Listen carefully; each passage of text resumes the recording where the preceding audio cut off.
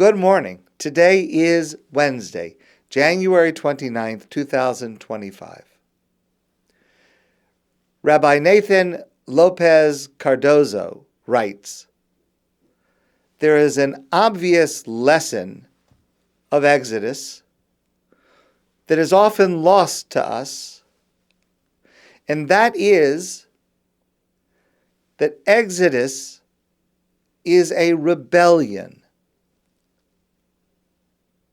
And if we are to make Exodus a part of our lives, and the Torah clearly wants us to, with the holiday of Pesach, with the Seder, with all of the different commandments that have as their explicit reference the events of Exodus, like the mitzvah of tefillin, like the mitzvah of Pidyon Haben, redemption of the firstborn, and so many more, the obligation to remember the Exodus every single day, which we do twice a day at least. If we are to make it a part of our lives, we must maintain that sense of rebellion. Rebellion against slavery. Rebellion against oppression, rebellion against materialism, rebellion against idolatry in all its forms whenever we encounter it, wherever we encounter it. Avraham, our patriarch Abraham, was a rebel.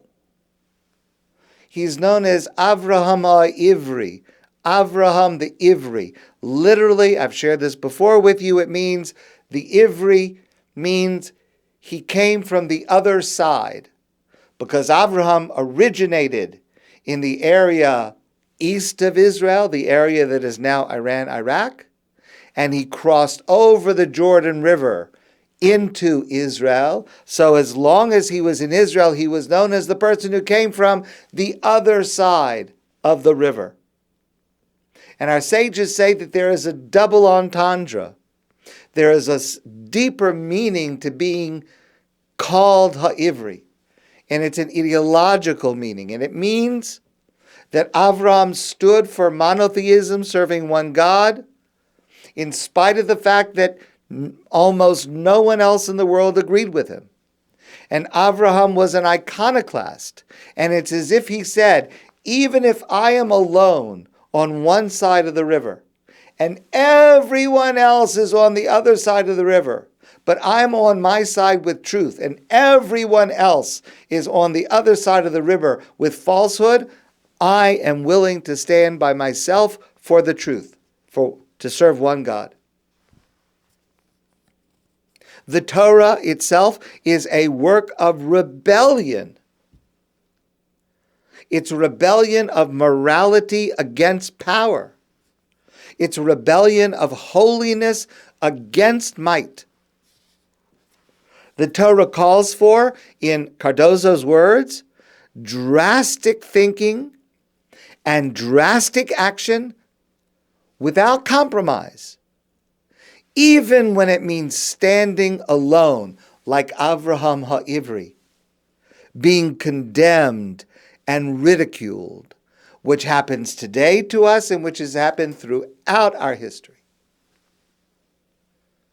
Now, the difficulty with this is that we do have to balance it with a certain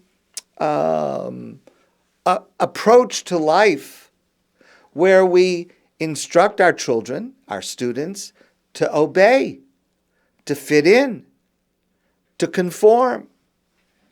We teach them that their religious leaders are great people who would never think of disturbing social norms. But by using cliches instead of the language of opposition, we deny our students and our children the excitement of being Jewish. The excitement that results from the realization that each one of us makes a huge difference. And we take pride in the fact that we're willing to stand alone for what God tells us to stand for, even if all the rest of the world is standing for something else. The exodus from Egypt should remind us when we tell our children to eat kosher food, we need to tell them that this is an act of disobedience against consumerism, where human beings are prepared to eat anything as long as it tastes good. No. No. We have a different value system. When we go to shul, to the synagogue, it is a protest against a person thinking that they can do it all themselves and they don't need God. But rather, we don't just want, but we need God in our lives.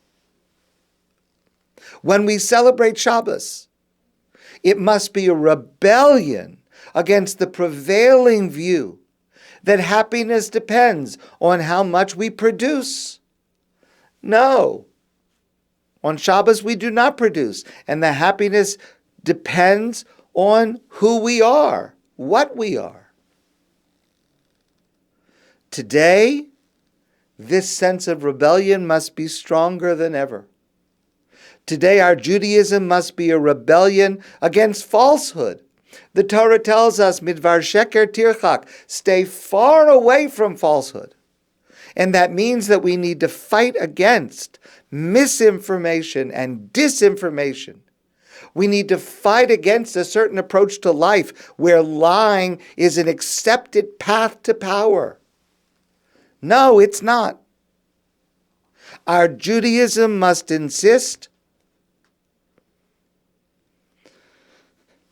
on kedusha, on sanctity. And that means kadoshim tiyu, to be holy.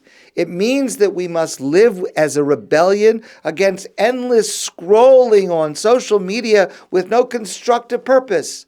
No, we have to spend our time in a constructive purpose, not just wasting our time. Our Judaism, which insists on modesty, must be a rebellion against looking at anyone as an object, against sharing information about others or even about ourselves in public, especially on social media, which should not be shared. Boasting, arrogance, look at what I have, look how much I have, look how good it is.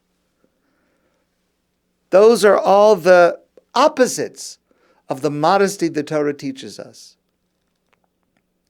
Our Judaism must be a rebellion against selfishness.